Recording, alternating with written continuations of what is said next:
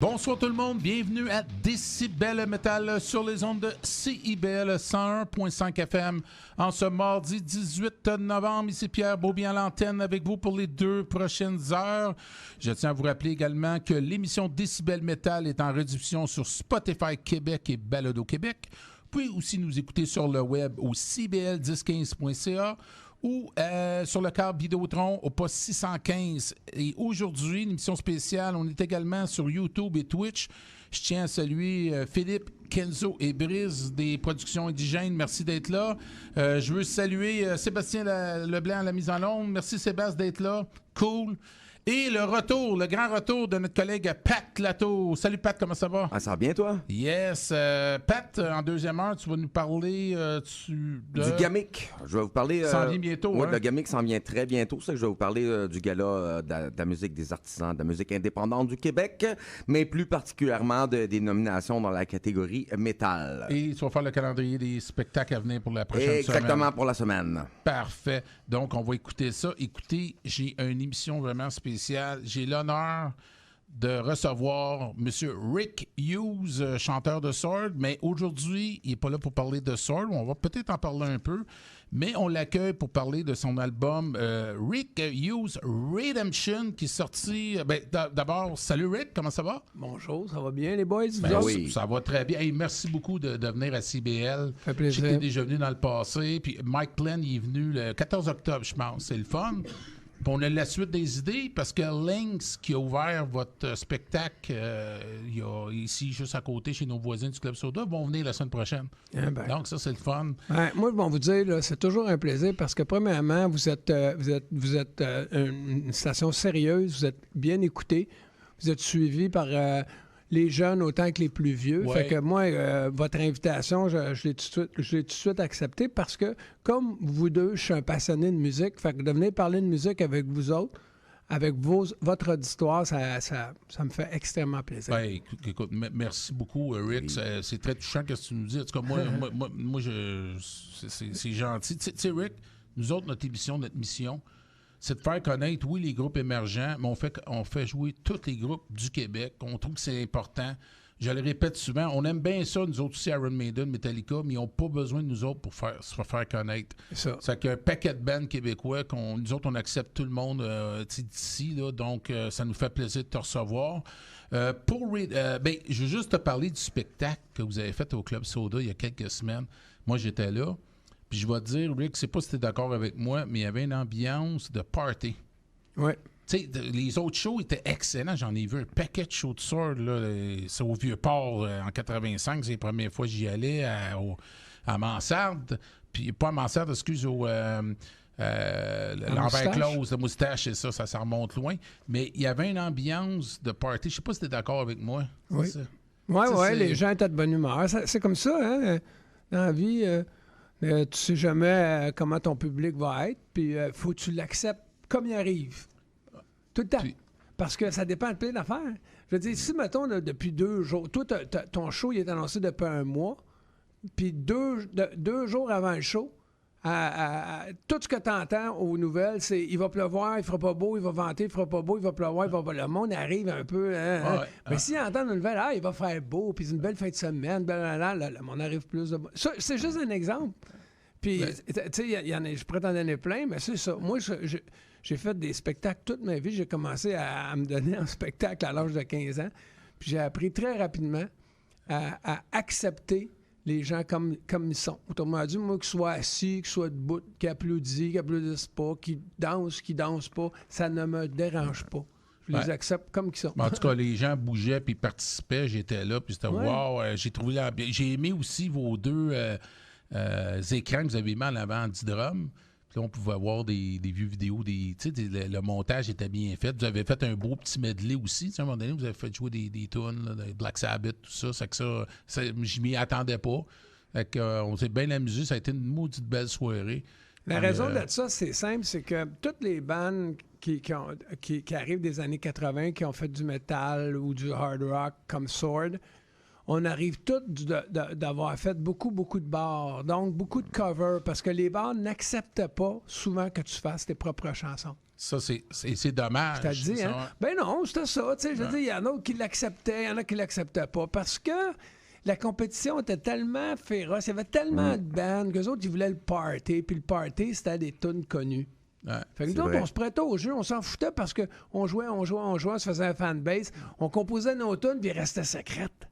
Puis là, quand tu sortais l'album, là, le monde faisait « Ah, c'est ça, Sword! Ouais, Wow! » Parce que là, ils t'avaient entendu jouer du cover tout le temps. Là, tout à coup, oups, c'était tes tunes. Oui, puis quand on allait au Pop Saint-Hubert, à Brassette Maxi, que tu connais sûrement, tu sais, ces places-là, le Backstreet, tout ça, c'était pas mal des band covers qu'il y avait à l'époque, là, fin des années 80.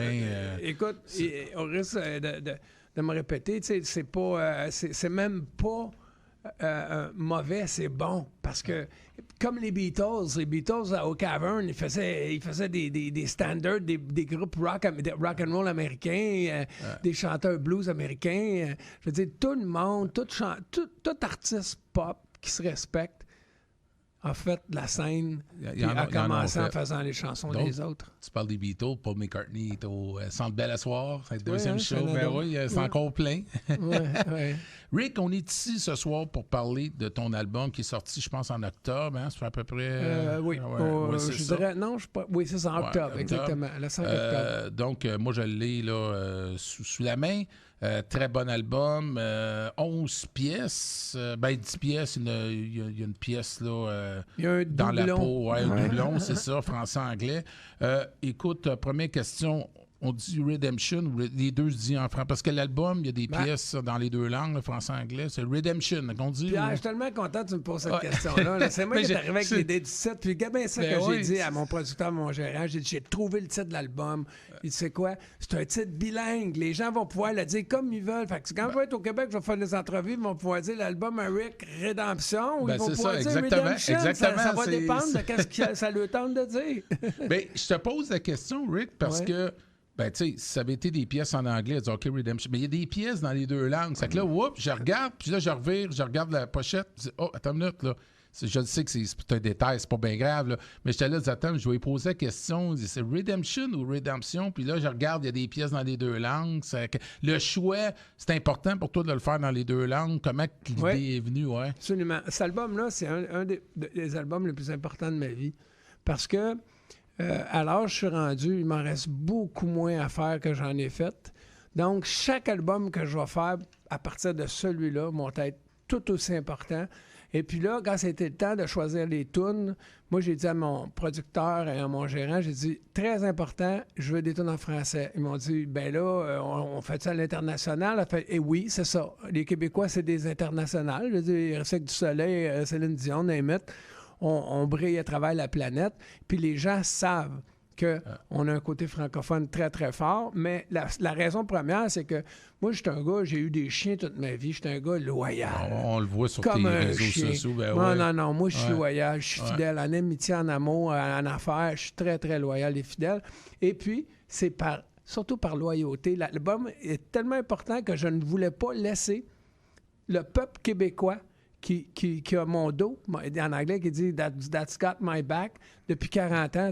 Tout ce que j'ai fait, le peuple québécois m'a appuyé, là, dans les comédies musicales, dans Sword, dans Saints & Sinners, dans mes albums solo.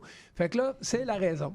Pourquoi qu'il y a une couple de tonnes en français? C'est pour que le public québécois sente qu'ils font partie du party. Parce que t'as des fans qui suivent depuis des années. Là, on parle pas de 5 ans. Là. Regarde, moi, là, c'est les années 80, il fait 40 ans. Là. Ça ne me rajeunit pas, moi non plus. Mais c'est pas grave. On le vit. Là, on te suit, puis on te suit dans tes projets. Puis en parlant de tes projets, moi, il y a 2 albums que j'aime beaucoup que tu as fait en solo. Le bout du monde, on monte loin, 94-95. Il y a des beaux arrangements là-dessus. Ben, je comprends. Il y a Train d'enfer 2006. 2006, Train d'enfer, nomination pour l'album rock de l'année à la disque. J'ai eu une chanson numéro 1 à la radio pendant 11 semaines consécutives. C'est-tu ailleurs? Non, moi, ma pièce préférée, c'est ailleurs. C'est bonne ailleurs. Oui. Non, c'était pour une seconde. Pour une seconde. Ouais. 11 semaines consécutives au top 100. Wow. C'est quelque chose. Ça monte loin, mais je les écoute encore. C'est très bon. Le Vent du Nord, tant qu'il y a de choses à faire, c'est des belles pièces. Là, ça sort pour le monde qui connaît juste ça, devrait aller écouter ça. Parce que, Rick, moi, je te dis, tu as une belle plume. Quand que je te suis sur Facebook, les textes, premièrement, faut pas avoir peur de lire, puis t'as pas peur d'écrire. Ceux qui aiment ça juste une ligne ou deux là, vont s'ennuyer parce que les textes sont longs, mais c'est intéressant. J'aime ça. T'as une belle plume, puis ça paraît aussi dans tes compositions. Y a-tu les pièces que tu as mis là-dessus, y a-tu d'autres pièces que tu avais composées, mais que tu as mis à côté, tu dis non, je les prends pas, ou c'est-tu un choix qui était dur à faire, s'il y en a? En fait, dans le passé, là, tous les albums que j'ai faits, c'était pas mal moi qui composais la musique et les paroles. Pour cet album-là, j'ai voulu faire d'autres choses. J'ai voulu avoir des gens qui composaient des tunes avec moi et pour moi. La preuve, c'est qu'il y a Brad Gillis, l'ancien guitariste... le Night Ranger. Le guitariste de la Night Ranger, qui a été guitariste pour Ozzy Osbourne, a écrit 2 tunes sur l'album. Ben oui. Je veux dire, Amanda Marshall m'a écrit une tune. On est allé vraiment, là... Moi, j'ai dit à encore une fois, je vais le dire souvent, mon gérant, mon producteur, je les ai dit, je veux faire un album qui reflète le chanteur que je suis. Je suis pas un chanteur métal. Je suis capable de chanter du old school métal, mais c'est pas ça mon forté. Moi, je suis un chanteur rock. Ben, c'est classic rock, on pourrait dire. Ben, classic rock. Tu écoutes une tune comme Will of the Gun sur l'album. C'est pas du classic rock. C'est pas du si t'écoutes une tune comme Shake My Soul, ça, c'est classic rock. Mais la tune Dans la peau avec Robbie Krieger, c'est du blues. C'est du rock and roll blues. C'est ça, effectivement. On va toutes les écouter. Ouais, ben tant mieux. D'ailleurs, Rick, parce que Sébastien, mon metteur en ondes, nous fait signe, le temps file tellement. Oui. On va écouter 2 premières pièces, Dead End Road. La première. Oui, la première. Puis l'autre, c'est Croire en l'homme avec notre Metal Queen nationale, Lee Aaron. Oui. Donc, ça, c'est Est-ce que je peux ajouter... la chanteuse de Philippe Dion, ça. Mais ce qui est drôle, c'est que tu regardes les crédits, la première, Dead End Road, il y a Loulou, ma soeur Loulou, qui chante. Loulou chante. Puis la deuxième, c'est Lee Aaron. Il y a comme des artistes invités pratiquement sur chaque tune. Mais ça, j'ai appris ici, c'est le fun que Loulou participe. Tu sais, c'est ta sœur, tu as chanté souvent, tu as fait des spectacles. Elle en fait encore? Ben oui, il y a Repenti, je vous ai vus les deux ensemble. C'est le fun qu'elle ait participé, d'ailleurs, on va l'entendre sur la première pièce. Lee Aaron, comment ça s'est fait, la connexion? Ça fait longtemps que je connais Lee Aaron. On a fait des shows ensemble dans les années 80. On a le même gérant, même conciliere, que je devrais dire, dans son cas. Et puis, je l'ai croisé au AV Montréal avec Sword en 2013, la dernière fois que je l'ai faite. Et puis, on a tout le temps resté en contact. Puis, le réalisateur, John Webster. Oui, donc on va parler tantôt. C'est quelque chose de John Webster. On va en parler tantôt. Lui, elle se trouve qu'elle demeure pas loin de chez eux. Okay. Fait que quand il a été question de l'inviter, ça a été facile. J'ai demandé à Pierre, mon gérant. Puis là, lui, il a demandé. Puis elle savait pas qu'elle était pour chanter sur une chanson en français parce que moi, je suis une mère. Ah oui, OK, il n'avait pas dit d'avance. Ouais. OK. Ma soeur, qui est comme moi, francophone, mais qui chante en anglais, elle chante sa tune en anglais, puis elle, qui est anglophone totalement, elle chante sa tune en français. Puis quand on y a envoyé, ça a été un coup de cœur. Elle nous a rappelé tout ça. Elle a aimé ça? Oui, parce qu'elle connaît, tu sais, elle est canadienne, elle connaît le français. Puis elle a fait... Elle parle-tu un petit peu français? Oui, elle parle un petit peu français. Okay. Puis elle a trippé sa tune. La première écoute, ça n'a même pas pris 5 minutes qu'elle a écouté. Elle nous a rappelé pour nous dire oui, je vais le faire. Puis, mais pourquoi vous m'avez donné une tune en français? Puis elle disait pas ça de mauvaise façon. Elle trouvait ça drôle que dans toutes les tunes, on aurait pu en donner toute un autre, mais non, c'est celle-là qu'on voulait qu'elle soit dessus. Ben, Rick, on va les écouter à l'instant même. C'est parti, Sébastien. Et on est de retour à Décibel Metal avec Rick Hughes. C'était Croire en l'homme avec la belle Lee Aaron et tout juste avant Dead End Road. Rick, je voulais parler de tes nombreuses collaborations sur le CD. Puis là, je veux parler de la gang de Speak of the Devil. Écoute, Rudy Sarzo, qui a joué avec Quiet Riot, qui a joué... aujourd'hui. C'est sa fête. Ben, on lui souhaite bonne fête. C'est que je pense pas qu'il est à l'écoute, mais c'est pas grave. On va lui souhaiter. Qui a été avec Dio aussi, puis avec Whitesnake. Tommy Aldridge, avec Whitesnake aussi, puis Ozzy. Brad Gillis. Moi, j'ai pas connu avec Ozzy. C'est avec Night Ranger que je l'ai connu. Avec la pièce Don't Tell Me You Love Me. Je sais pas si tu te souviens de cette pièce. Ça, c'était... Écoute, j'allais au solo là-dedans. C'était quelque chose, hein? Mais de Brad Gillis dans Don't Tell Me You Love Me, c'est quelque chose. C'est quelque chose. Ça, le monde, là, il devrait écouter ça. C'est 81, 82. C'est une toune assez rock quand même, puis très bonne toune. Mais comment t'as fait pour réunir tous ces gens-là, Rick? Comment, tu sais, avec John Webster comme producteur, c'est quelque chose, là? Moi, là, moi, j'ai des phrases clés. Tu sais. Je disais à mes enfants, quand ils étaient jeunes, je leur disais que pour avoir une belle vie, il faut que tu aies des rêves. Tu sais. Oui. Faut que tu aies des rêves. Puis je le disais, arrangez-vous pour avoir des gros rêves. Parce que les rêves, ça réalise. Fait que tant qu'en réalisé, t'es aussi bien d'en réaliser des gros, pas des petits, tu sais, la grosse affaire. Fait que moi, j'ai rêvé à ça, d'avoir un jour un super band sur mon album. J'y ai rêvé souvent même. Puis là, ben, les étoiles se sont alignées, puis c'est arrivé. Tu sais, ça a commencé par... Tu me parlais justement de la brique ici à côté. Oui. J'ai joué là sous le nom de Sword, mais en réalité, c'est à Saints and Sinners. C'est quand la transition de Sword Saints and Sinners s'est faite. 91, là, je pense. Ouais. Le joueur de clavier de Saints and Sinners, c'est Jesse Bradman. C'est un Américain de San Francisco. Et puis, c'est un vieux chum. Fait que quand ça a été le temps de chercher des tunes pour mon album, comme je t'expliquais tantôt, cet album-là, je voulais pas tout l'écrire moi-même. Je voulais avoir un guitar hero capable d'écrire des riffs, qu'un chanteur qui s'accompagne à la guitare puis qui écrit des petites tunes, qu'après ça, c'est arrangé puis que ça sonne... Non, là, je voulais un bon riff maker. Fait que là, Jesse Bradman me parlait de Brad Gillis. Il m'a dit, écoute, j'écris des tunes avec Brad présentement. Peut-être ça pourrait t'intéresser. J'ai dit, Brad Gillis? Il dit, oui, parce que je savais qu'il était chum avec. Il dit, oui, ben je dis, hey, fais-moi entendre ça. Il m'a fait entendre, les deux tunes qu'il m'a fait entendre, je les ai pris, sont sur l'album. C'est Carry the Torch, puis Shake My Soul, qu'on va entendre plus tard. Donc, il a fait deux pièces.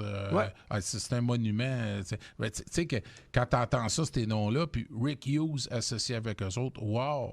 Ben, écoute, une chose est sûre, c'est qu'il faut avoir une bonne réputation, là, parce que ces gars-là, pour qu'ils acceptent, il faut qu'ils checkent avant de dire oui. C'est comme moi, si quelqu'un me demande de faire de quoi, mais aller voir si la personne est recommandable.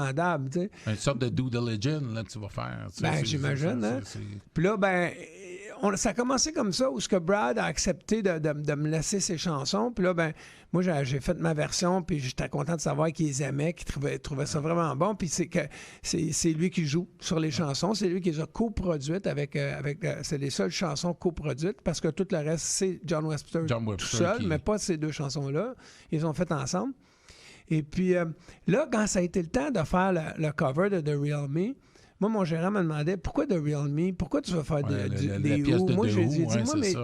Moi, j'ai dit, moi, mes deux bands préférées anglais, en tout cas, parmi mes bands préférées, c'est Zeppelin et The Who. Pourquoi? Parce qu'un band comme Zeppelin ou The Who, si tu écoutes n'importe quelle tune, puis tu veux juste entendre ce que John Bonham fait, tu te concentres, tu l'entends tout de suite. Même chose pour le Who. Tu veux écouter ce que Entwistle est en train de faire à la base, tu te concentres, tu l'entends. Autrement dit, c'est pas surproduit, c'est produit parfaitement. Jimmy Page, Pete Townsend, il y avait du goût incroyable. C'est un power trio, 3 musiciens avec un chanteur, mais il surutilisait pas les overdubs, les ci, les ça. C'était comme, tout était bien fait pour que tu puisses vraiment apprécier chaque talent mis ensemble. Là, ça donnait des chefs-d'œuvre. Ouais. Fait que, The Real Me, c'est un peu ça, cette tune-là. Fait que quand ça a été le temps de monter le band, j'ai dit, écoute, mon gérant, j'ai dit, on a Brad Gillis. Pourquoi qu'on ne demande pas à Brad Gillis? On veut un super group pour cette tune-là. Fait qu'on commençons par lui. Fait que là, on a demandé à Brad, puis c'est là que Brad nous a amené l'idée. Il a dit, écoutez, les boys, vous cherchez un super band. Pourquoi ne pas demander à Tommy et à Rudy? On n'a pas joué ensemble depuis plusieurs mois. C'est ça que je voulais savoir. C'est le coach. Je dis, c'est-tu Rick qui a pensé, je vais avoir ces musiciens-là qui ont joué cet album-là, ou non, c'est venu par Brad qui les a contactés? Ou... Il a suggéré. Okay. Parce qu'après ça, la balle était dans notre camp. C'est toi, il faut qu'ils appellent, là. Ben, pas moi, mais tu sais, mon oncle, en mon oncle, qui fait ses premiers pas, puis là, faut pas... en tout cas, écoute, comme je t'ai dit, faut que tu rêves grand dans la vie. Ouais. Les rêves se réalisent. Moi, je l'ai rêvé, ça. J'ai toujours voulu être au centre d'un super groupe. Puis, tu peux pas être plus super group que ça. Je veux dire, Tommy Aldridge, je veux dire, il est aux drums. Voyons, Tommy Aldridge aux drums. T'es penses-tu, man? C'est quelque chose. C'est une légende. Oui. Ensuite de ça, Rudy Sarzo à la base, c'est comme deux frères. Ils jouent ensemble, ils se regardent, puis ils se regardent même pas. Tu sais, je veux dire, ils se voient, puis Brad Gillis. Puis, tu sais, la cerise sur le Sunday, c'est le vidéoclip. Oui, bien, le vidéoclip a été tourné à Hollywood, je crois, c'est oui, ça? à Burbank. Et puis moi, tu sais, on avait le choix, là, faire à la Whitesnake, louer un entrepôt avec un stage avec des lumières, faire semblant qu'on chante devant du monde, tu sais, ou louer cette place-là, ça s'appelle le Castle Studio à Burbank. Puis c'est la technologie 3D la plus avancée sur la planète. Fait que, hey, Martin de quoi? Avec l'écran 360 là, que tu peux mettre tout... En fait, il appelle ça un green room. La pièce est toute verte. Fait que vu qu'elle est verte, ça fait que toi, tu chantes là-dedans. Puis après ça, tu peux mettre le décor que tu veux. Puis ça paraît pas. Là, je veux dire, mais je sais de quoi tu parles parce que moi, j'ai travaillé où est-ce que ton frère a travaillé à ma TV, qui était caméraman. On avait une pièce, bon, écoute, c'est pas aussi... mais il y avait ça, le green, en arrière, le mur en verre, là, puis on pouvait mettre des vidéos, des choses là-dessus. Est-ce que tu penses de faire d'autres vidéos de ton album? Est-ce que tu penses peut-être... Je sais que c'est pas évident, mais est-ce que tu penses de faire d'autres vidéos? Oui, certain. Ouais. Moi, écoute, je suis un artiste. Moi, je suis un gars qui aime ça, créer. Moi, j'attends pas que le téléphone sonne. Moi, je fais les choses, puis oui, effectivement, il va y avoir d'autres vidéoclips. Dans le moment, il y a juste celui-là, parce qu'on s'entend, là, ça a été toute une aventure de le faire, de réunir tout le monde dans la même pièce pour faire le vidéoclip. C'est assez hallucinant. Là, je veux dire, moi, je suis arrivé le premier avec mon producteur, puis ma femme, ma blonde, et puis on était là, puis on attendait, puis là, c'est Tommy Aldridge qui est le premier qui est arrivé. T'sais, moi, Tommy Aldridge, je veux dire, je voulais pas avoir de l'air trop d'un fan, même si j'en étais totalement un, tu sais. Puis lui, il est arrivé là, simple, mon gars, il parlait pas fort, il bougeait ses affaires, puis là, il nous expliquait que son drum tech qui était malade, qui pouvait pas être là. Je disais, on est tous devenus le drum tech à Tommy Aldridge ce jour-là, man. Ça a passé tellement de belles journées, c'est incroyable. Tu sais, t'es capable de les avoir pour ton CD, puis en plus pour une vidéo. C'est quelque chose, t'es capable de les réunir pour les deux projets. Ce que ça a fait, là, le vidéoclip, pourquoi on l'a fait? On appelle ça un stunt. Ça a fait que, étant donné qu'on a réussi à réunir ces gars-là et d'avoir un super groupe alentour de moi, on s'est dit, ça prend un vidéoclip parce que le vidéoclip va faire le tour du monde sans qu'on ait rien à faire. Ça va devenir organique. Et puis, on n'aura plus besoin de dire à qui que ce soit qui joue cette tune-là. Parce que tu comprends-tu que si on n'a pas fait la vidéo... Moi, là, un moment donné, la tune à rajout, j'aurais été à quelque part, j'aurais dit « Hey, t'entends-tu le drum? » Il est hot, la gars, hein? Écoute, moi, je sais pas c'est qui. Tu reconnais c'est qui? Tu le reconnais? Mais ça me dit de quoi? Tu sais, non, pas besoin. Tout le monde le sait à ça.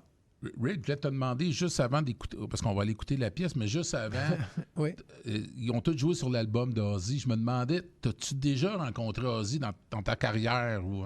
Oui, très, très brièvement. J'avais entendu parler qu'il était... il jouait au Forum de Montréal dans le temps des années 80.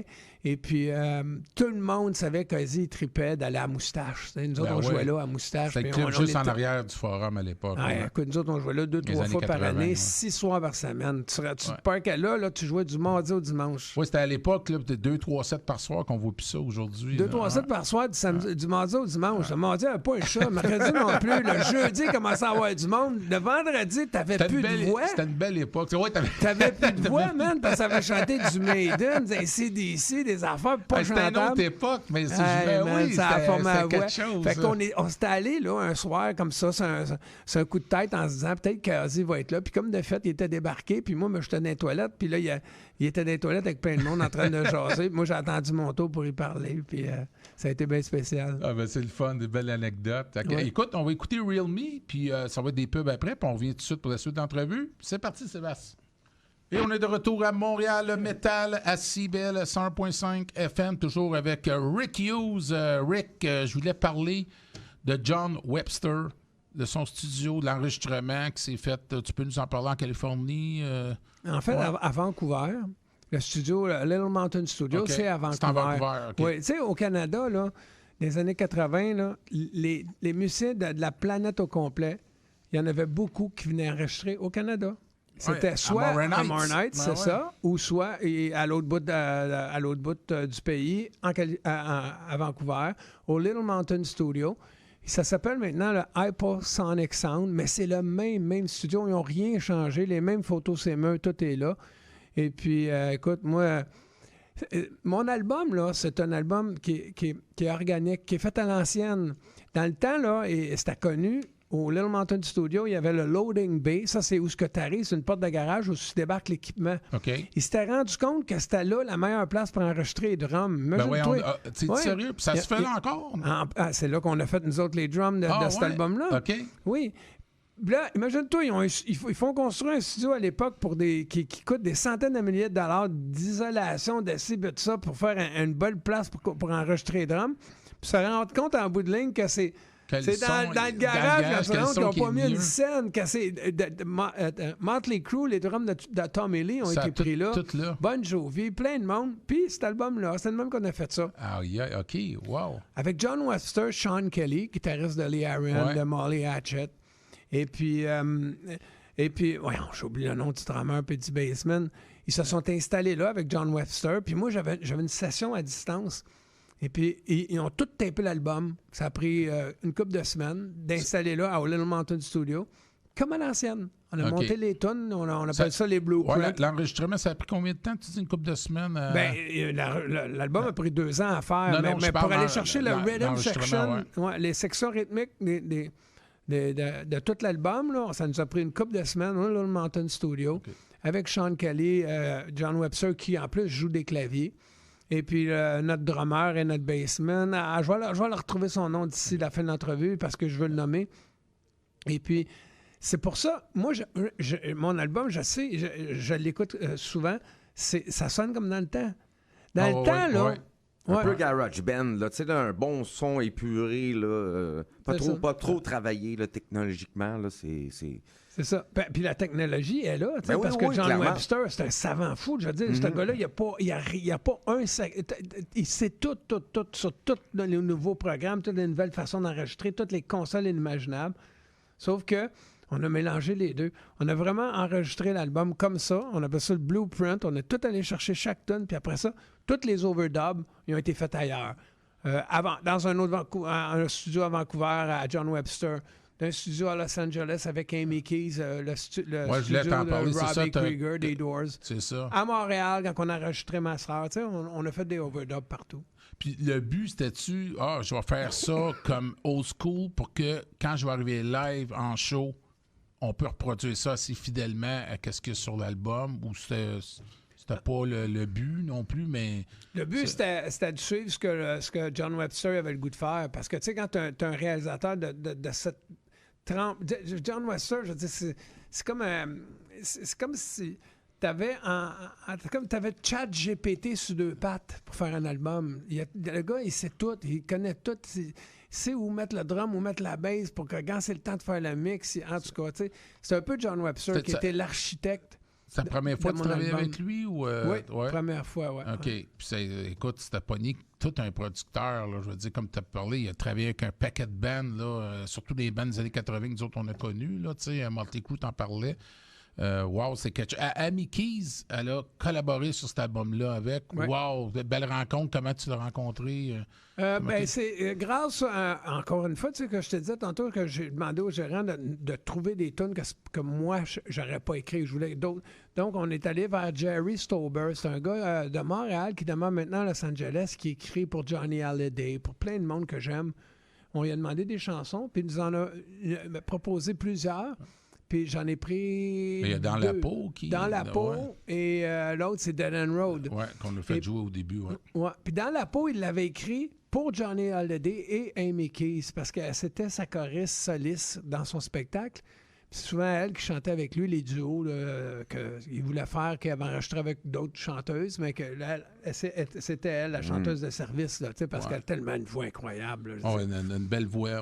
Fait que quand on m'a proposé la toune, c'était elle qui chantait sur le démo, puis un gars qui chantait pour la présenter à Johnny Hallyday, tu sais.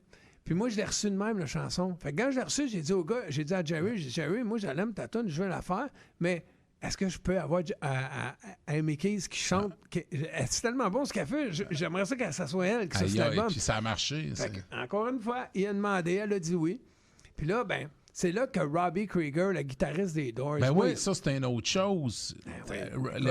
The Doors, un monument qui apparaît, puis qui a collaboré, puis qui a même joué dessus. Ouais, tu sais, pas un gars comme moi, là. Moi, pourquoi je suis chanteur passionné comme je le suis aujourd'hui, c'est parce que moi, quand j'étais jeune, j'ai perdu mon père jeune. Il est mort jeune d'un accident cérébral. Il a eu un caillot au cerveau, puis il est mort à 29 ans. Et puis, moi, j'ai dû me faire des pères spirituels, des mentors très jeunes.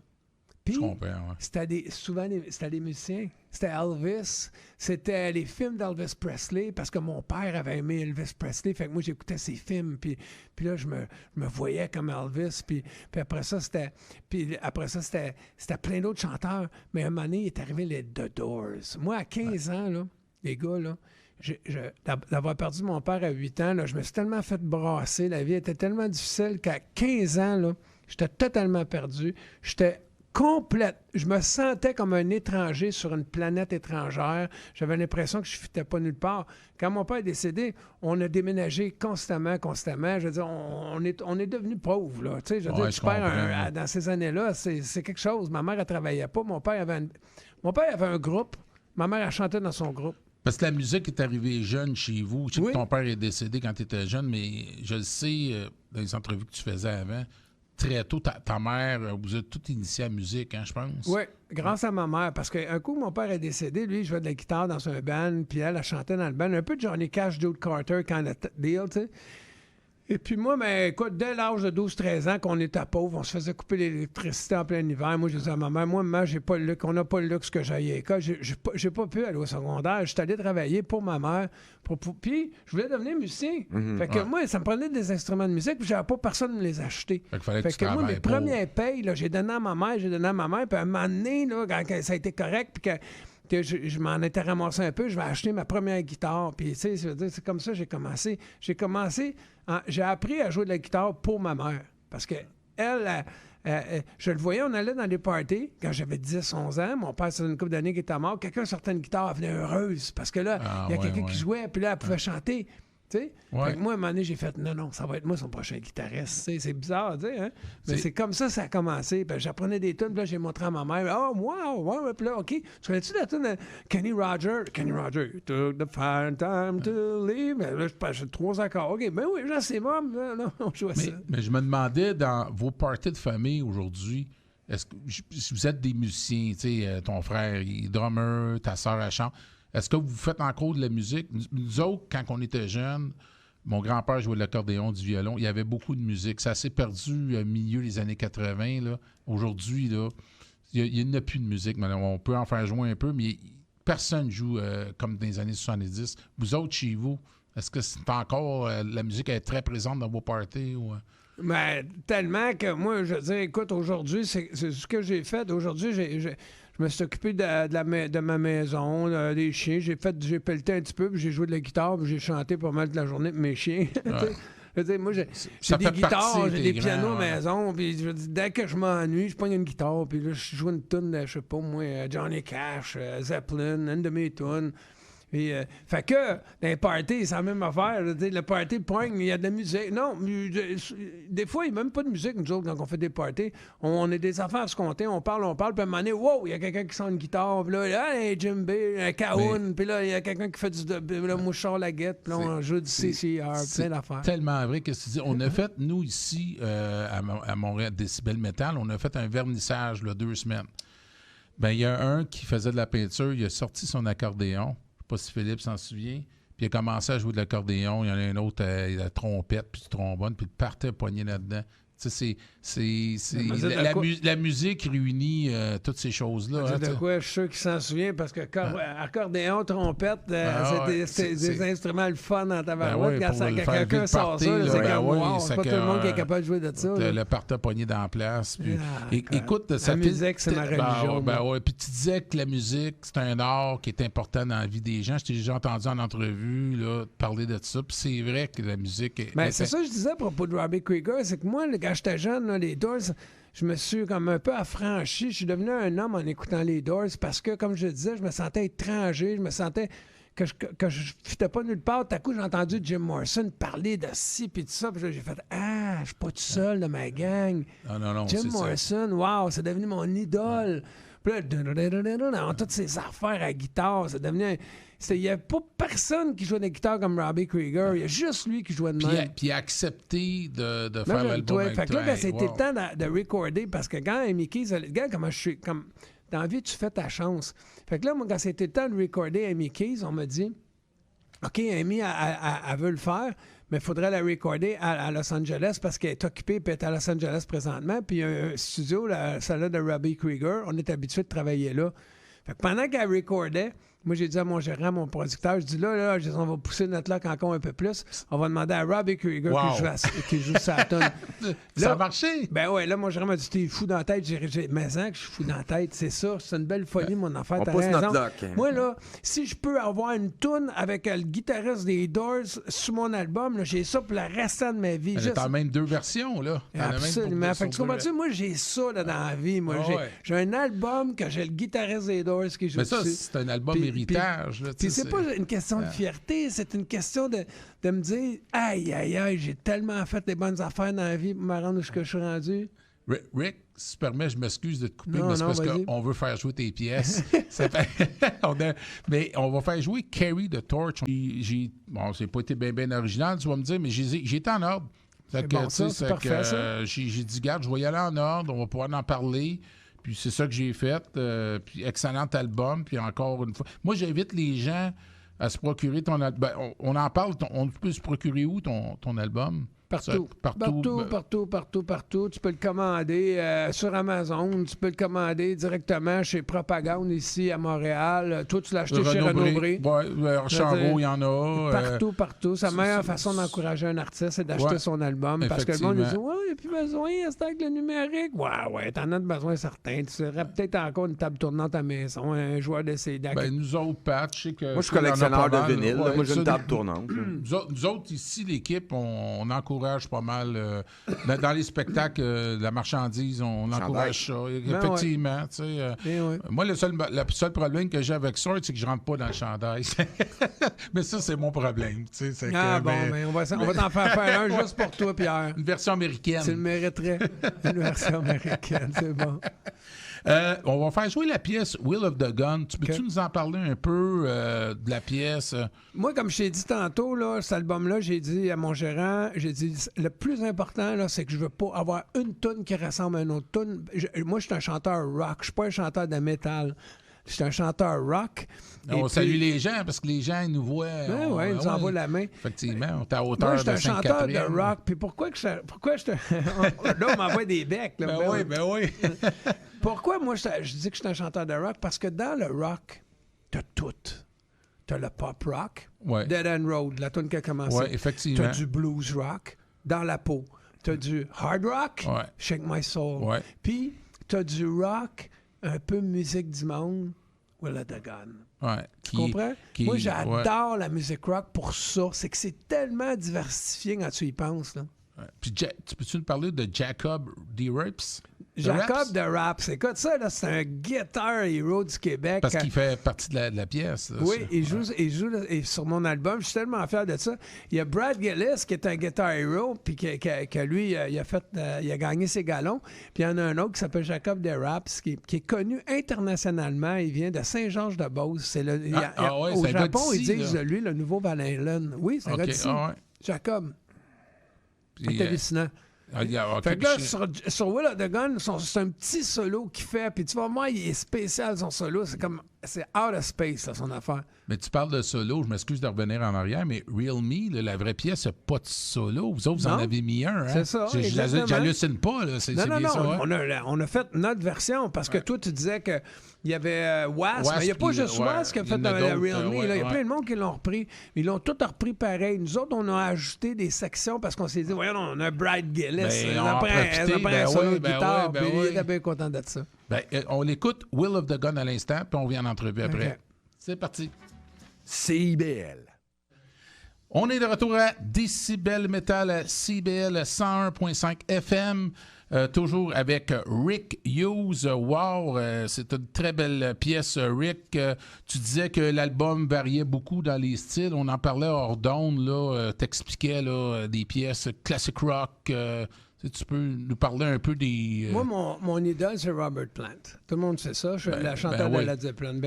On va analyser un peu Robert Plant. Robert Plant, avec Led Zeppelin 1, In Through the Outdoors, c'est 2 albums complètement différents. Led Zeppelin 4, pour moi, c'est le summum. Oui, mais tu comprends, Led Zeppelin 1, c'est du heavy blues. Oui. Puis Into the Outdoors, c'est Music of the World, comme je disais tantôt. Puis entre les deux, là, c'est tout. C'est Physical Graffiti, c'est Led Zeppelin 4, c'est House of the Holies. Ils ont jamais fait un album pareil. Ils n'ont jamais refait la même tune. Ils ont toujours cherché à ce que la personne qui écoute un record, qu'on appelait dans le temps, bien, que d'une tune à l'autre, ça soit différent, que ça soit des univers différents. C'est vrai que c'est pas linéaire. Hein, Pat? Oui, Phil, tu sais, Led Zeppelin, t'as tout à fait raison. Même pour ses albums solo, il n'a jamais fait un album solo qui ressemblait à un autre. Si tu écoutes ses albums solo, c'est ça, d'une tune à l'autre, c'est un il s'en va dans des... En tout cas, moi, je suis influencé par lui, et puis ça paraît sur cet album-là, tout simplement, je pense. Mais je pense, un band que moi, j'aimais bien gros, Deep Purple. Oui. Mais Deep Purple, chaque album avait sa saveur puis sa couleur. Ça partait d'un bord puis de l'autre. Il y avait même des tunes jazzées. C'était des musiciens hors pair. Là, ça fait que je me souviens parce que quand Lazy puis Space Truckin'. Quand t'animais ton émission de radio, tu te souviens, là, quelques années, ben je l'achalais toujours. J'y envoyais, tu peux-tu me faire jouer Child in Time? J'envoyais toujours, il me faisait jouer. J'ai déjà chanté ça, moi, Child in Time. Ça prend de la voix. C'est avec lui, j'ai appris à crier. Yann Gillan l'a fait même plus lui-même. Parce que moi, je l'ai fait pendant un bout. Puis, je vous dirais là, que mes screams de Sword, là, qu'on entend souvent dans les shows, là, j'ai appris à faire ces screams-là en chantant du Deep Purple. Oui? Oui. OK, ça, je savais pas. Ben oui, comme je t'ai dit, on faisait du club, on faisait du cover. Fait qu'on faisait Child in Time, Highway Star, puis là, c'était gars, tu vois-tu, je l'ai direct, c'est avec lui. Parce qu'au début, j'étais pas capable. Mais non. Ah non, il monte tellement en haut. Là. Wow, je l'aime encore. J'aime ça, Deep Purple encore, même après 45-50 ans. Là, c'est du classic rock, c'est comme la musique classique. C'est-à-dire, le monde, ils vont voir des symphonies, puis ils s'en allaient écouter la symphonie de Beethoven, celle de Mozart, puis il y en a qui en écrivent des nouvelles, mais non, le monde, ils veulent entendre ceux-là, parce que c'est ceux-là qui ont tout fait. Effectivement. Ouais, la fondation. Oui, ça part de... C'est des classiques qu'au premier riff de guitare, première note, tu vas reconnaître tout de suite. Tu dis, OK, ça, c'est telle pièce, telle tune, c'est Smoke on the Water. Ça.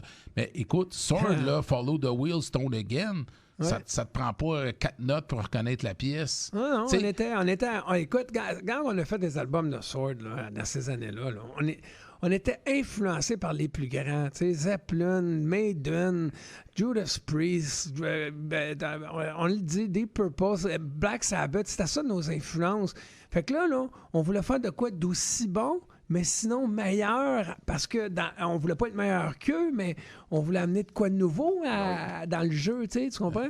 Fait que, non, moi, je réécoute les albums que j'ai faits quand j'étais jeune, parce que c'est pas mal souvent moi qui s'occupais de faire les paroles puis les mélodies, puis non, je suis fier de ce que j'ai fait, parce que aujourd'hui, c'est plus ça que je fais, là. Je chante plus de métal, j'en compose presque plus. C'est normal, j'ai vieilli, tu sais, moi j'écoute des affaires. Moi je me lève le matin, là, j'écoute du Elton John, puis des affaires smooth. Les goûts changent, mais tu as quand même gardé tes racines, parce que tu dis que tu écoutes encore tes albums. Ça, j'aime ça d'entendre ça. Tu dis, j'écoute encore mes albums quand j'étais jeune. Ben oui, certain. J'écoute encore du vieux Maiden aussi. Tu sais qu'on reçoit des fois des artistes hors d'onde, là, ben moi je l'écoute plus. Tu sais, tout à l'heure, tu me dis, la tune t'avait défini. Habituellement, nos artistes, ils le savent. Mais on a déjà des fois, quand je suis pas sûr, c'est ta toune, tu dois le savoir si ça finit ou pas, mais c'est pas grave, là.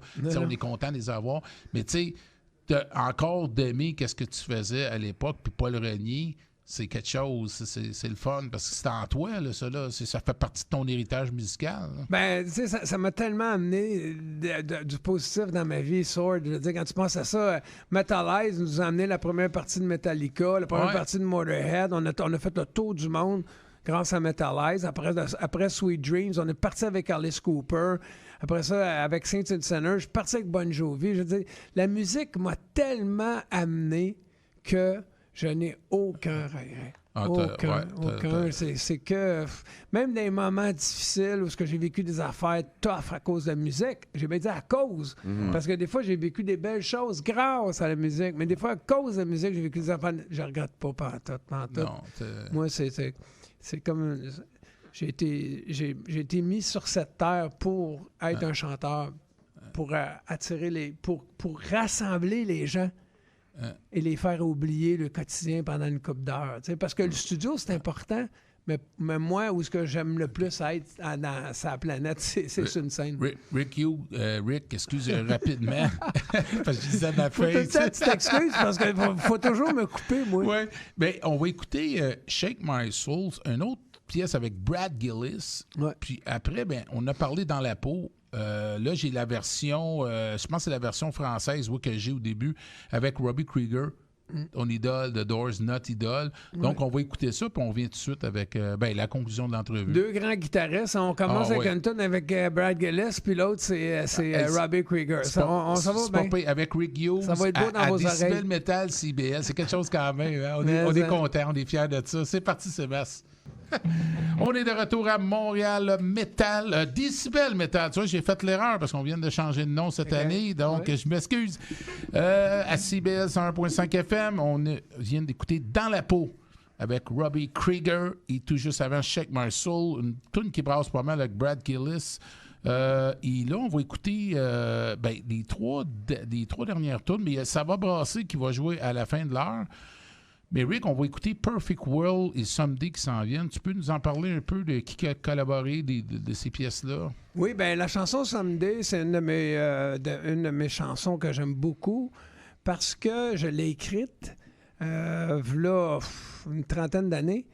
Et puis, j'avais présenté à Aldo Nova pour qu'elle s'assoie sur l'album de Saints and Sinners. Puis quand il l'a entendu, il a fait « Rick ». J'ai dit « Quoi? » Il dit tu sais que mon album est réalisé par John Bon Jovi? J'ai dit oui. Ben, il dit, on cherche une toune, ça fait 2 mois. Puis c'est cette toune-là. J'ai fait, moi, je l'avais écrit pour Saints and Sinners. Il dit, ouais, mais il dit, Rick. Puis moi, Aldo, il avait écrit plein de belles tounes pour Saints and Sinners. Fait que je devais lui rendre, tu sais. Fait que je n'ai pas été dur à convaincre. J'ai fait, OK. Ben, il dit, écoute, je suis sûr que John, quand il va l'entendre, il va l'aimer, puis il va vouloir qu'elle soit sur l'album. J'ai dit, OK, ben si John l'accepte, puis tu veux, ben je vous la laisse. Donc, mais c'est bon pour toi aussi, là, dans un autre sens. Tu dis, toi. Fait qu'ils l'ont enregistré sur l'album d'Aldo Nova. Ils l'ont coécrit. Ils ont tout réarrangé certaines parts. Fait que j'ai splitté mon crédit de songwriter d'auteur-compositeur avec eux. Mais c'est moi qui ai écrit la chanson en premier. Okay. Et puis, quand c'était le temps de faire l'album, je voulais la mettre sur l'album, mais j'ai cherché dans mes vieux tapes. La version que moi j'avais faite, parce qu'elle est bien différente de celle d'Aldo. Ben oui. OK. Fait que j'ai sorti cette version-là. Je l'ai mis en numérique, puis je l'ai envoyé à John sans y dire. J'ai dit, gars, John, parce que lui, il connaissait la version d'Aldo Nova, comme tout le monde, tu sais, parce que ça a été réalisé par John Bon Jovi. Fait que ça a joué à radio. Là. Elle était connue dans le temps. Mais moi, j'ai envoyé la première version. J'ai dit, regarde, même je l'ai composé. Fait qu'il s'est basé là-dessus. À John Bon Jovi? Non, à John Webster. À John Webster, OK. Quand c'était le temps de faire mon album. OK. J'étais allé dans mes vieux tapes là, des années 90. J'ai retrouvé. J'ai numérisé, j'ai envoyé. J'ai dit, regarde. Fait qu'il s'est basé sur mon vieux tape pour monter la toune. Ouais.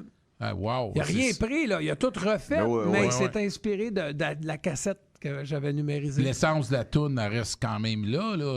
Oui, il l'a arrangé différemment un peu, mais je veux dire, c'est la toune que tu avais sortie. Quoi, ça fait une trentaine d'années à plus que ça? Lui, il l'avait sorti. Moi, je l'avais jamais enregistré. C'est ça que je te dis. Moi, je l'ai composé. Je voulais l'enregistrer, mais finalement, je l'ai donné à Aldo. Pour qu'Aldo Nova le mette sur son album Blood on the Bricks quand il a fait son retour. Ouais, je me souviens de cet album-là, ouais. C'était réalisé par John Bon Jovi. Fait que c'est comme ça que j'ai eu des tunes de Bon Jovi sur l'album de Saints and Sinners, parce qu'en retour, il m'a donné une tune, il m'a écrit une tune. C'est la tune Kiss the Bastard sur l'album Saints and Sinners. C'est John qui l'a écrit. Et puis c'est comme ça aussi que j'ai fait sa première partie. Parce que de là est partie une collaboration qui s'est terminée presque en amitié, là, tu sais. Ah, ben écoute, puis ça remonte. Oui, je me souviens. Fait que là, on va écouter cette tune-là. Oui, mais après ça, il y a Perfect World puis Someday. Perfect World, Amanda Marshall qui a écrit ça. C'est Amanda Marshall? Amanda Marshall, oui, monsieur. Quand écoute, j'ai entendu ça, personne n'avait... J'avais le choix là, d'apprendre ou pas l'apprendre. Ça a fait comme « wow, incroyable ». Fait que, encore une fois, c'est une femme qui l'écrit. Fait que ça vient de la plume d'une femme, de la composition d'une femme. C'est pour ça que chaque tune est si différente, tu sais, parce que les êtres humains le sont, tu sais. Bien, tu parles d'une femme. Là-dessus, t'as toutes sortes de monde. Oui. Tu sais, t'as Robbie Krieger qui est pas jeune, t'as la gang de Jacob Deraps qui est très jeune, qui est très jeune. Comme le nouveau Vanilla. T'as ta sœur qui est là, t'as Abby Keys, Lee Aaron, ça sort de tous les horizons, donc ça apparaît sur l'album. Il faut que je te parle, il y a au niveau des concerts, est-ce que, j'imagine que tu vas faire des concerts avec cet album-là, c'est sûr, c'est le but. C'est le but. Écoute, moi, je te disais tantôt, j'ai mes 2 places préférées sur Terre. Là, ma deuxième place préférée sur Terre, c'est... Sur une scène. Sur une scène, ben oui, c'est ta vie. C'est là que j'aime le plus être. Mais tu sais où ma première place préférée? À la maison. Donc, oui, je monsieur. sais pas, oui, monsieur, à la maison. On est-tu bien chez nous? Ben ouais. Moi, chez nous, puis c'est une scène, là, puis je suis heureux. Toi, tu me parles de chez nous, là, j'embarque dans mon char, m'en va, j'arrive backstage, là, la bonne heure commence, là, c'est solide. T'es un homme complet, mais t'as tout... ouais, la scène, là, c'est addictif. Tu sais, au fil des ans, Rick, comment tu fais pour garder ta voix quand même? Tu sais, t'es en shape, tu sais, t'as dépassé le cap de la 60, t'es fait pas, là, tu sais, je te dis pas ça, je t'envoie des fleurs. Non, c'est bien correct, on a tout l'âge je te qu'on vois a. en show, t'as de l'énergie et tout ça. Comment tu fais pour garder toute cette forme-là, puis la voix, le désir aussi d'être sur sa scène? Des fois, il y en a qui le perdent aussi, mais vous autres, non. Moi, dans mon cas, moi, là, comment je fais, c'est un mode de vie que j'ai adopté. Parce que pour chaque être humain, c'est différent. Pour moi, c'est un mode de vie où j'ai arrêté l'alcool, pas d'alcool, pas de tabac. Je m'entraîne pratiquement tous les jours. Mais le truc pour la voix, parce que les gens qui viennent voir des shows de Sword, je chante des affaires j'ai chanté que j'ai composé quand j'avais 20 ans, là, des mélodies, puis dans des tonalités, je ne sais pas changer. Là. Puis le monde se demande comment tu fais, t'as encore la voix quand t'avais 20 ans. Dans mon cas, moi, mon truc que je dirais à n'importe quel chanteur, c'est le sommeil. Ah oui, si tu as tendance à découcher, à trop être sur le party avec tes chums parce que tu veux faire partie de la gang, parce qu'un band, c'est une gang, ben tu te tires dans le pied, parce que non, c'est pas vrai.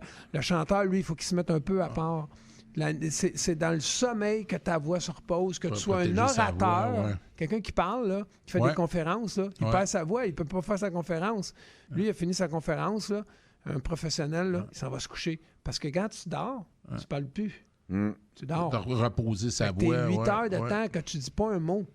Fait que c'est là que ta voix se repose. C'est dans le silence total. Je sais pas si tu le fais, mais il y a des chanteurs qui parlent pas la veille, ben pas toute la journée, là, mais tu sais, qui préservent leur voix. Quand j'ai beaucoup de shows dans une semaine, là, quand je faisais beaucoup de comédie musicale, je m'enfermais dans ma chambre pour pas avoir à parler à tout le monde. Parce que des fois, mettons, dans une comédie musicale populaire, si j'arrivais de bonne heure, il y avait plein de fans arrivés. Moi, je suis un gars du peuple. Moi, je me mettais à parler avec tout le monde. Là, puis c'est ça qui va fatiguer la voix du chanteur. C'est plus fatigant hors scène que sur scène. Là, 2 heures sur scène, là, c'est pas ça qui est supposé de maganer ta voix. Ta préparation avant, ou c'est ça. Là, c'est souvent l'avant puis l'après qui magane la voix du chanteur. Effectivement. Rick, il faut que je te pose une dernière question sans trop être émotif. Mais tu as parlé de ton père, c'est une question que je t'ai jamais posée, là, mais ton père verrait ça là, aujourd'hui, là, s'il était vivant, tu étais avec Robbie Krieger, du monde là, des années 60, tout ça. Il verrait tout ce que tu as accompli, les shows que tu as fait, les scènes, les albums. Qu'est-ce qu'il dirait? Il serait fier de son gars, j'imagine? Ah, il serait fier, certain, m'a dit. Parce que c'est le gars, parce que les autres jouent de la musique, mais là, on parle de toi, là, il serait... Moi, mon père, je l'ai pas beaucoup connu. J'avais 8 ans quand il est décédé, puis je vois des oncles qui l'ont beaucoup, beaucoup connu, là, puis ils me voient, là, j'ai 60 ans, puis ils me disent, c'est hallucinant, t'es le portrait de ton père. J'ai l'impression d'avoir ton père devant moi. Imagine-toi, j'ai 2 fois son âge. Ben puis le monde dit ça. Fait que ça les a imprégnés de son énergie à mon père, tu sais. Fait que eux, autrement dit, ils voient dans mon énergie, ils voient la même énergie que mon père. on hérite des gènes, on hérite bien plus qu'on pense de nos aïeux. Oui, bien plus c'est qu'on vrai, pense. puis on le réalise pas tout de suite. Des fois, on le réalise bien tard. Puis, Fait que mon père, non seulement il serait fier, il aurait probablement joué sur l'album. Oui, c'est quelque chose. Quand tu penses à ça, les gars, on est tellement pro-famille, nous autres. Gars, mon frère joue dans Sword, ma soeur, elle chante sur l'album. T'as pas un autre frère qui joue de la musique aussi? Oui, mon frère Martin. Il a pas joué de la batterie. Oui, c'est ça. Il a joué avec toi. Moi, je l'ai vu jouer avec toi une fois en concert. Eric, c'est déjà malheureusement à la fin de l'entrevue. Ça a été un super plaisir de t'avoir. J'invite les gens à se procurer Redemption ou Redemption, selon que vous voulez. Très bon album, 11 pièces dessus. Il faut que vous allez chercher ça. Nous, on va le faire jouer encore. Pas parce que tu es venu qu'on va arrêter de le faire jouer après. Là. On va continuer à le faire jouer. Merci, Pierre. C'est gentil. Puis c'est toujours un plaisir de te recevoir. Merci beaucoup, Rick. Fait qu'on va se quitter avec Perfect World Someday. Et un petit peu plus tard, après notre dernier bloc, on va mettre la pièce Ça va brasser. Merci infiniment, Rick Hughes. Et à la prochaine. C'est de retour à Décibel Metal, toujours à CIBL 101.5 FM. On vient d'écouter la pièce de Rick Hughes, Someday. Et tout juste avant, Perfect World. Donc, je vous invite à aller procurer son album Redemption. On remercie encore Rick. C'était très intéressant. Et maintenant, Pat, tu vas nous parler, avant le calendrier des spectacles, tu vas nous parler du gala des Gamiques qui s'en vient bientôt, là. Oui. Là, écoute, le gala des Gamiques, là, ça va être la 20e édition. Déjà 20 ans? Déjà 20 ans. Je pensais que ça faisait 10-15 ans. Ben non, c'est le 20e gala alternatif de la musique indépendante du Québec. Donc, c'est vraiment ça que ça veut dire, Gamique. Puis, où sera remis seulement 38 Luciens, parce que tu sais, c'est des Luciens en l'honneur de Lucien Francoeur. J'ai oublié de dire ça à Rick. Tu sais que Rick a participé à une vidéo clip avec Lucien Francoeur. Ah oui? Ben oui, j'ai oublié de dire tantôt. OK. Non, je ne savais pas ça. Ouais. Alors, ben c'est ça. Alors, il va y avoir 38 prix dans plusieurs catégories différentes. Puis il va y avoir des prestations encore musicales comme à chaque année. Malheureusement, comme à chaque année, le métal n'est pas représenté c'est de valeur, dans les prestations. Négligé un peu. Hein? Ouais. Il y a une catégorie seulement. Oui, c'est ça. C'est que dans les noms les plus connus, ben il va y avoir le retour des Vilains Pingouins quand même. Oui, qui ont fini leur tournée 6, 7, 8 novembre. Et qui vont être là. Et puis cette année, très important, ça se déroule au National à Montréal. Belle salle, et non comme à l'habitude. C'était au Plaza, puis l'an passé, c'était au Fouf. Laissez-moi vous parler rapidement quand même de la seule catégorie métal. OK, c'est le fun, il y a quand même une catégorie rock, une catégorie punk, mais il y a une seule catégorie métal. Cependant, les artistes métal peuvent se retrouver dans d'autres catégories comme meilleur vidéoclip, etc. Mais je pense qu'il n'y en a pas. Il y en a quelques-uns que j'ai vus. Moins que d'habitude. Oui, moins qu'habituellement. Alors, allons-y rapidement avec les nominés parce qu'il y en a quand même une bonne tralée, c'est que je vais quand même les nommer. Alors, par ordre alphabétique, on a Burning Attic qui pour leur album A World Without a Sound. Ensuite, on a Burning the Oppressor avec Walking Nightmare. On a Épave avec l'album Épave. Fumigène avec Rap Keb Core Volume 1. Ensuite, on a Guntway, Capitale de l'Arsenic, l'album. Insurrection, Obsolescence, Au Voleur avec Lupercal, Sandvice avec Standing in the Fire, Scar avec In the End, Was It Worth It? Et Some avec Conjuring. Alors, bonne chance, il y a beaucoup de gros noms encore là. Puis je tiens à rappeler que la façon que ça fonctionne, c'est que les gens s'inscrivent, ils tombent sur la grosse liste. Ensuite, c'est le public et les juges qui vont aller voter. Et puis ça sera... On peut encore d'ailleurs aller voter, je vous invite à... C'est sur le site web, Pat, qu'on va voter? C'est http://musiqueindépendante.com, gala alternatif de musique indépendante du Québec. Mais sur Facebook, vous allez trouver les liens très facilement. Puis c'est tous des groupes qu'on a fait jouer. On a fait un spécial, 3 semaines, 1 mois à peu près. Là, on a tous mis ces groupes-là. Mais dans même, la je pense, Burning Attic, ils ont déjà reçu, ça se peut-tu? Oui, quelques groupes. Alexandro Vasquez, qui est drummer du band. Je sais qu'on a reçu plusieurs de ces groupes. C'est sûr que comme Guntway, c'est un peu loin. Là, les autres viennent d'Abitibi. Oui, c'est un petit peu plus loin. Un petit peu plus loin. Rappelez la date, c'est le 29 novembre, je crois. Donc, au Théâtre Le National. Exactement. Puis le calendrier des spectacles, écoute Pierre, c'est très tranquille cette semaine côté à Montréal. Oui, il n'y a pas grand-chose. Hein? J'ai été voir partout, t'as des genres de festivals de musique indépendante, de hip-hop, de ci, de ça, autant au Piranha qu'ici au Fouf. Hémisphère gauche. Hémisphère gauche, j'ai trouvé... Spectacle annulé, là? Il n'est pas annulé. C'est que là, vendredi 21 novembre, à l'Hémisphère gauche, c'est le Carnival of Chaos. Alors, c'est les groupes Wooden qu'on a reçus, je crois. Oui, Wooden. Pas longtemps après ça. Bloodstone, Noise et Change My Brain with Cake, c'était supposé aller là, mais malheureusement, ils ne peuvent pas y aller. Ils ont eu des problèmes de transport. Oui, si on veut. C'est que, tu sais, hors de leur contrôle. On les salue, hein? Ouais, on les salue. Donc, ils ne seront pas là, mais le spectacle, les portes sont à 7h30. Le spectacle à 8h, c'est 20 $. Ça se déroule à l'hémisphère gauche sur la rue Beaubien. Ensuite, toujours vendredi 21 novembre, à Sherbrooke, au Murdoch, on a Obliteration of Mankind, Carry the Cross, Off and Dead et Music Trick qui vont faire un spectacle là-bas. C'est 15 $. Pas cher, en pré-vente. 15 $, 3 bennes. Ouais. 4 bennes. 4 bennes? Ouais. Wow. 15 $ en pré-vente, 20 $ à la porte, 19h30. Et finalement, lancement d'album, samedi le 22 novembre, au Zenob, à Trois-Rivières. On a Outlying, lancement de l'album Oblivisky. Et puis, ils vont être accompagnés de Exotoxic. Alors, pour eux, c'est seulement 15 $ pour le lancement et ça débute à 20h au Zenob à Trois-Rivières. Merci beaucoup, Pat. Ça m'a fait plaisir. Je fais ça comme un champion. Juste pour faire un rapide retour, on a eu notre Expo Métal il y a 2 semaines. Ça a été un succès. Oui, il y a eu pas mal de monde. La salle était pleine. OK, parce que le métro fonctionnait pas, je pense. Hein? Oui, bien, il fonctionnait à partir de 11h. OK. Mais ça a été une très belle soirée, des très bons invités.